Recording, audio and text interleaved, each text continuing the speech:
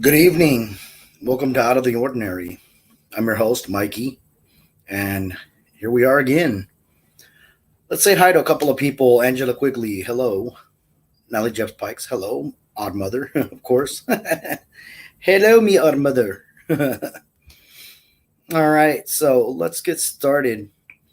We all know last week we talked about the mysterious death of rapper Eric Wright, aka Easy E. But it doesn't end there. Two other famous rappers who are well known also have passed mysteriously. Their names are Lassane Parish Crooks, aka Tupac. And I got pictures of them, of course. Frank, you want to put those up? And Christopher George Latour Wallace, aka the notorious B.I.G. or Biggie Smalls. Both were great rappers, but there would be a feud amongst the two over what side was better, East Coast rap or West Coast rap.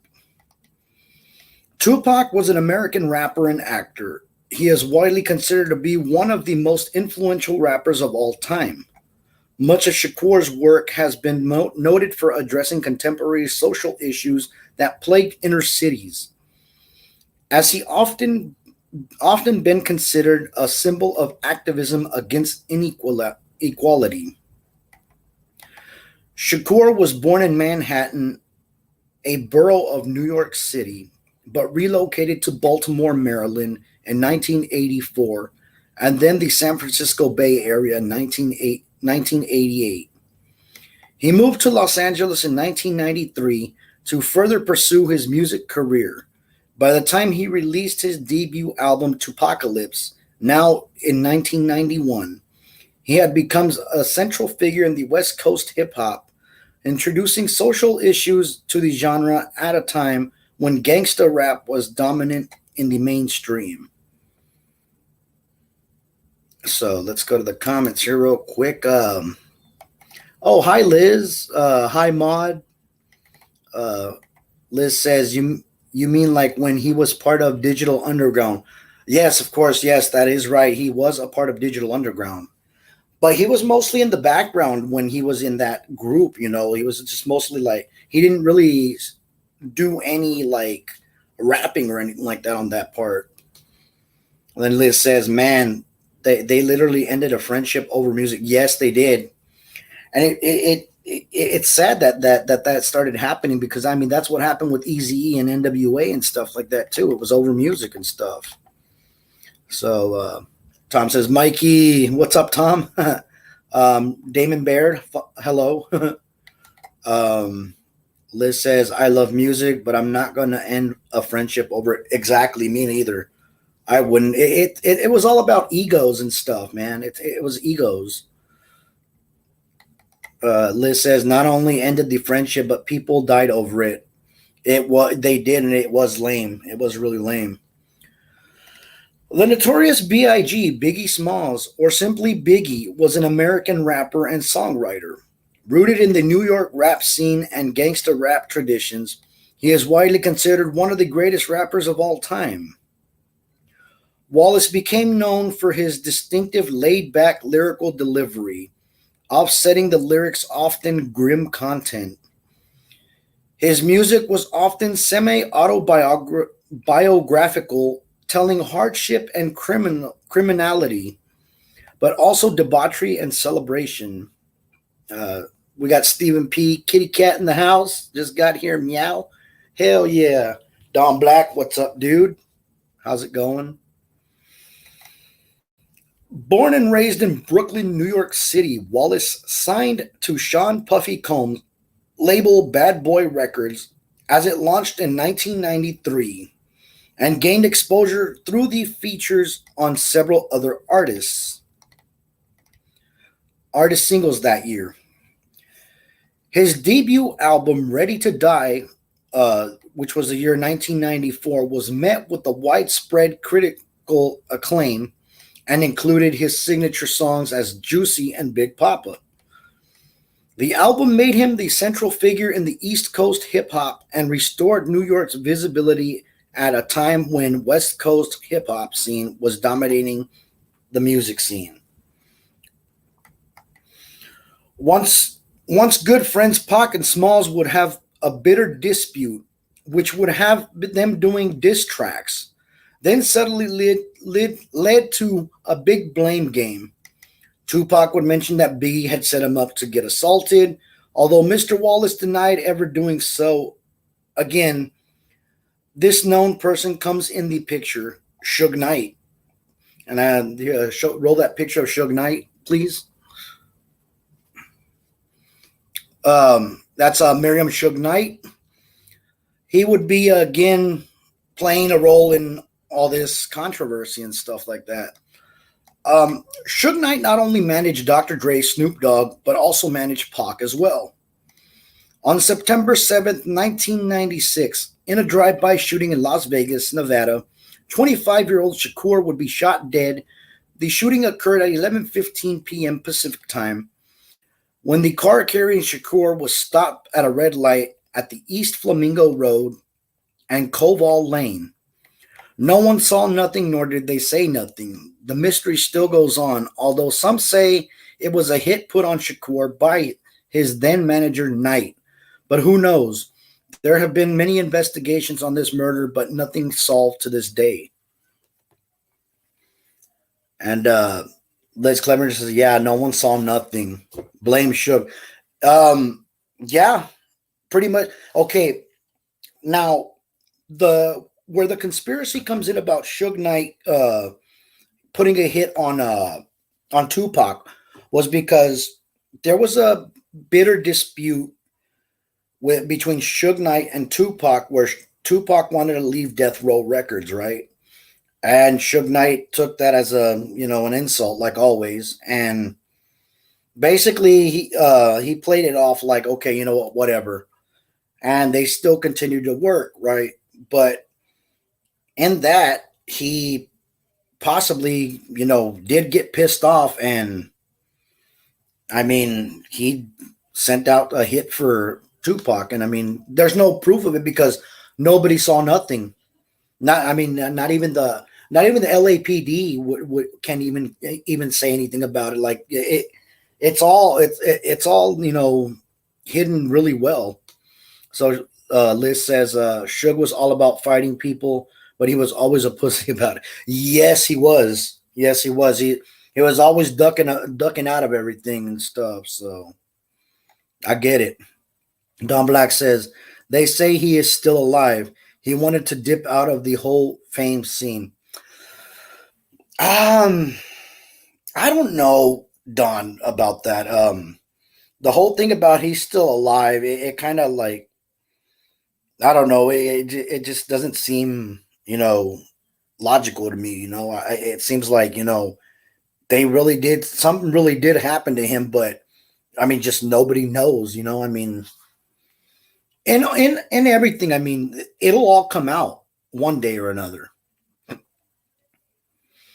And Stephen P. Kitty Cat says, well, if you can't trust the LAPD, who can you trust?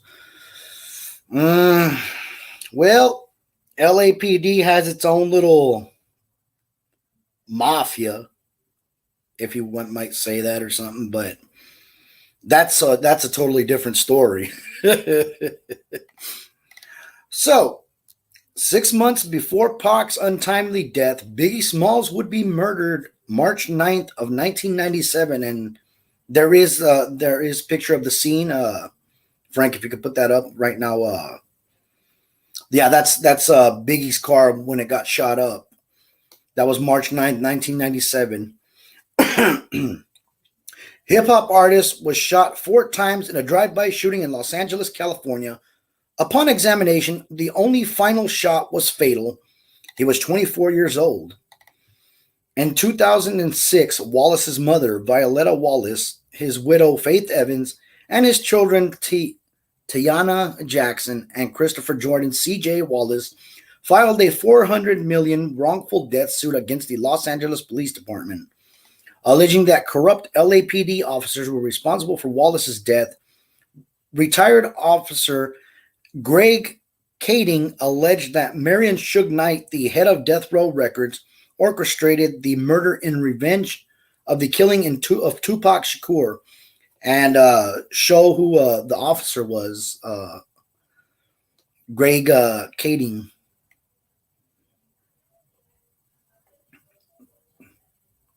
That's Greg Kading right there. He is the one that claimed that Suge Knight actually did it. So in 2003, a close friend of Suge Knight, Wardell Poochie Foos, aka Darnell Bolton, and I have the picture there also if you want to show who Darnell Bolton is, who was suspected of being the trigger man by LAPD, was himself. So Liz says, I was at a field trip that day at the museums out that way. Don Black says, there's been plenty of sightings. I don't know. Yeah, well, plastic surgery is a motherfucker. Murdered in a drive-by shooting by rival gang member. So who really killed the two? My guess it has to do with Knight himself. But no one will come forward with any leads, which is actually true because nobody has come forward with any leads or anything having to do with that. So let's get into the extraterrestrial side. The Chupacabra. Oh, there we go. That's Darnell Bolton. That's the guy that allegedly killed Biggie Smalls. So now let's get into the Chupacabra. This should be interesting. There have been many stories of cryptids, Bigfoot, Yeti, skinwalkers, and the Wendigo. But there is one cryptid that is, well, extraterrestrial. Its name, the Chupacabra, or the goat sucker. Years back, cattle in Texas and Mexico, such as goats, sheep, and cows, inexplicably turned up dead with their blood completely drained. Physical descriptions of the character of the creature vary, with some describing it as more a dog-like, while others describe it more lizard or even alien-like. As far as consistent features, it is purportedly a heavy creature the size of a small bear, with the row of spines reaching from the neck to the base of the tail. See right there, that's supposedly what they describe Chupacabra as. So, eyewitness sightings have been claimed in Puerto Rico and have since been reported as far north as Maine, as far south as Chile, and even outside the Americas in countries like Russia, the Philippines. Many of the reports have been disregarded as uncorroborated or lacking evidence. Sightings in northern Mexico and southern United States have been verified as canids afflicted by mange. According to biologists, the wildlife management officials, the Chupacabra is an urban legend. There are sightings also found in India in 2016 by zoologist Dijo Thomas, including many in Sri Lanka as well. We got Jillian Thrillin. Hello. The first reported attack attributed to the creature occurred in March of 1995 in Puerto Rico. Each sheep were discovered dead, each with 3 puncture wounds in the chest area and reportedly completely drained of blood. A few months later in August, an eyewitness named Madeline Tolentino reported seeing the creature in Puerto Rican town of Canovanas, when as many as 150 farm animals and pets were reportedly killed. In 1975, similar killings in the small town of Moca were attributed to El Vampiro de Moca, the vampire of Moca. Initially, it was suspected that the killings were committed by a satanic cult. So, Farmer Damon says it was originally sighted in Puerto Rico outside a military base or U.S. research lab. Um, yeah, that's what most claim and everything like that. I mean, okay. I have a very I have something that when that first came out, when the things started coming up out of the Chupacabra, I had first heard it that they had sighted it over here where in an area where I live, and I remember that shit scared the hell out of me. Of course, me being what I want to say 7 or 8 years old, that was scared the shit out of me. I was like, fuck that! I don't want that motherfucker coming over here with me. So later, more killings were reported around the island, and many farms reported loss of animal life. Each of the animals was reported to have had its body bled dry through the series of small circular incisions. Puerto Rican comedian and entrepreneur Silvero Perez is credited with coining the term chupacabras soon after the first incidents were reported in the press. Shortly after the first reported incidents in Puerto Rico, other animals' deaths were reported in other countries, such as the Dominican Republic, Argentina, Bolivia, Chile, Colombia, Honduras, El Salvador, Nicaragua, Panama, Peru, Brazil, and the United States and Mexico. Damon says, then eventually sightings were in the Dominican Republic, southwest corner. Yes, yes. Western border of Texas and Mexico. Yeah, there you go. That I can attest to that one. In October and December of 2018, there came many reports of suspected chupacabras in Manipur, India. Many domestic animals and poultry were killed in a suspicious manner similar to other chupacabra attacks. And several people reported that they had seen chupacabras. However, forensic experts opined the street dogs were responsible for mass killings of domestic animals and poultry after studying the remnants of a corpse.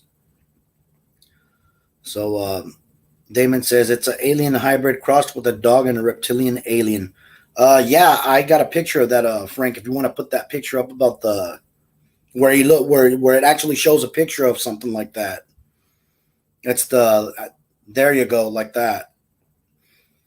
So that's basically what they base the chupacabra on, that it looks like. So oh, hi Kaiser. Welcome. In October 2019, a video recorded by Mundo Ovni showed the result of a supposed attack on chickens in Ceburquillo sector of Lares, Puerto Rico. Oh shit. Uh-oh. A 5-year investigation by Benjamin Radford, documented in his 2011 book tracking the Chupacabra, concluded that the description given by original eyewitnesses in Puerto Rico, Madeleine Tolentino, was based on the creature Sill in the 1995 science fiction horror film Species. I don't know if y'all remember that movie Species. That was a weird movie. The alien creature Sill is nearly identical to Tolentino's Chupacabra eyewitness account, and she had seen the movie before her report. It was a creature that looked like the Chupacabra, with spines on its back and all. The resemblance to the Chupacabra was really impressive, Tolentino reported. Radford revealed that Tolentino believed that the creature and the events she saw in Species were happening in reality in Puerto Rico at the time, and therefore concludes that the most important Chupacabra description cannot be trusted. This, Radford believes, seriously undermines credibility of the Chupacabra as a real animal. And Kaiser says, looks like a doggo with mange. Yeah, it does look like a dog with mange. Very ugly. The Mexican hairless dog looks pretty close. Yeah.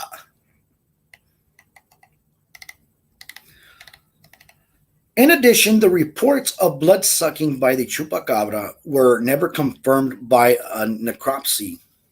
Necropsy. The only way to conclude that the animal was drained of blood, an analysis by veterinarian of 300 reported victims of the chupacabra found that they had not been bled dry. Radford divided the chupacabra reports into categories. Reports from Puerto Rico and Latin America, where animals were attacked and it's supposed their blood was extracted. And the reports in the United States of mammals, most dogs and coyotes with mange, that people call chupacabra due to their unusual appearance. Farmer says iguana with dog and alien DNA mix.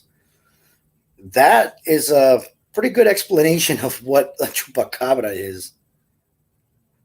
Blood sucking must have been. Wow. Wow, Frank. Don't insult the poor thing. Don't insult the chupacabra.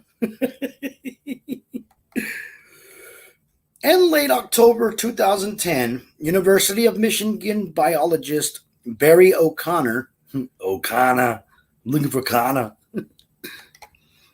concluded that all the chupacabra reports in the United States were simply coyotes infected with the parasite sarcopids.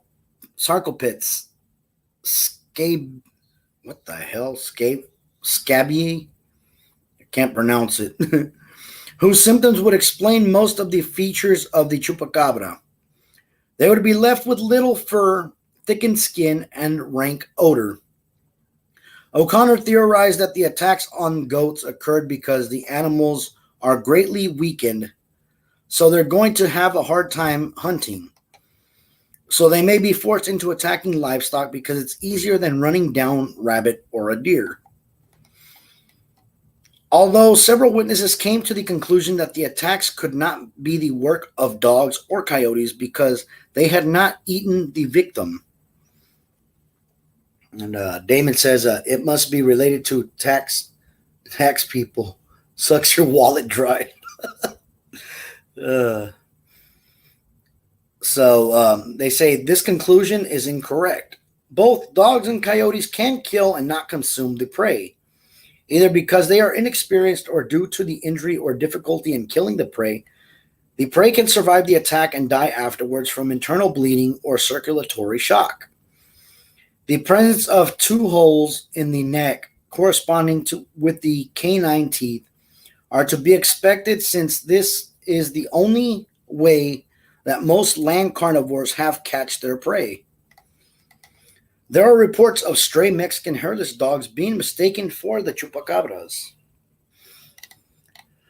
All right, guys, that's my show for tonight. Hope everybody enjoyed it. Many thanks to the great ones who run this whole show: Odd Mother, Liz and Frank, Cemetery Joe. Big thanks to Liz and Frank for helping me with production. Don't forget to follow and like us here on at Psycho Bunny Death Cult, Psycho Mantium 13, and PBDC TV. Also, stay tuned stay tuned after my show for Spooky Tales with Steve the Cat. Then thereafter is Cemetery Joe. Like and follow them too. Also, we have new people like Farmer Damon Baird and his weekly farmer report. And a new channel my brothers Dom and Tom made. Like and follow BB3 TV. This has been Out of the Ordinary. See you next week. Have a good night.